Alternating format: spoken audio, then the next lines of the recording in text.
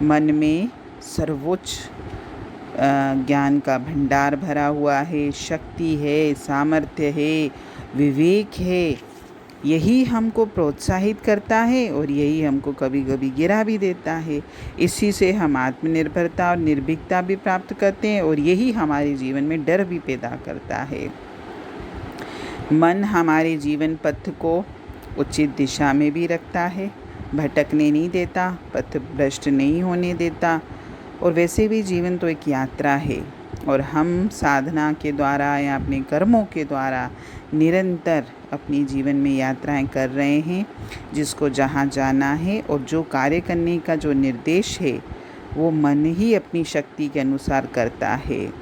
अगर हम अगर जीवन में कोई संकल्प लेना चाहते हैं या अपने जीवन में कोई उद्देश्य बनाना चाहते हैं तो उसका अभ्यास भी मन की एकाग्रता से ही संपन्न होता है। कहते भी हैं ना, आध्यात्म में जो ध्यान में बैठते हैं उसमें सिर्फ एक ही चीज़ सिखाई जाती है कि आप अपने मन को एकाग्र करो। और मन की दृढ़ता से ही हम जो चाहें जैसे चाहें कर सकते हैं। वैसे भी शरीर तो एक स्थान पर चाहें अगर हम अपने शरीर को कि एक स्थान पर अचल अटल खड़ा रहकर कार्य करें तो भी ये हमारी मन की शक्ति से ही संभव है।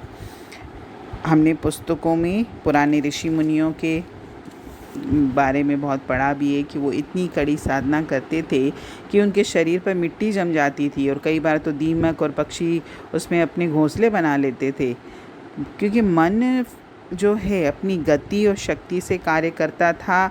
उसने अगर ये ठान लिया कि इस शरीर को कहीं हिलना डुलना नहीं है, इसको स्थिरता से बैठना है, तो वो वैसे ही बैठता था।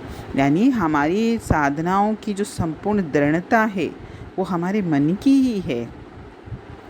मन में ही आसक्ति उत्पन्न होती है, मन ही हमको दुनिया की वस्तुओं के प्रति खींचता है और मोह रूपी रस्सी में अगर हम जो बंधे हुए हैं वो भी हमारे मन ने ही हमको बांधा है।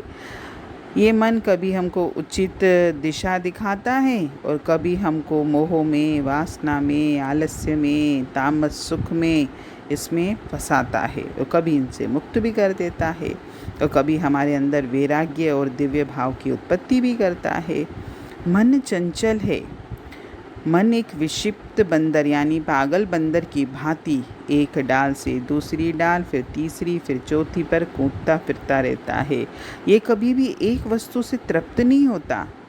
एक बार किसी विषय से या किसी वस्तु से उसने क्षणिक तृप्ति पा भी ली तो थोड़े समय के बाद उसको नई वस्तु चाहिए, नई स्थिति की इच्छा करता है।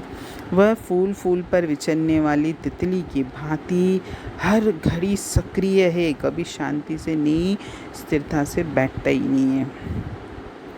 और मन से ही हमको उमंगें, प्रेरणाएं, स्फूर्ति सब हमको मन से ही मिलती है। सारी प्रेरणा, स्फूर्ति, उमंगें बाहर से नहीं मिलती, हमको हमारे अंदर से ही प्राप्त होती है, क्योंकि हमारे सपनों का निर्माता भी हमारा मन ही है। ये है मन की कहानियाँ। यानी मन अगर चाहे तो हमारे जीवन को न जाने कितने अच्छे रास्ते पर ले जा सकता है और हमारा मन ही चाहे तो हमको अच्छे रास्ते पर चलते हुए भी जीवन में पीछे घसीट कर नीचे भी ला सकता है। मतलब मन में इतनी अद्भुत शक्ति है।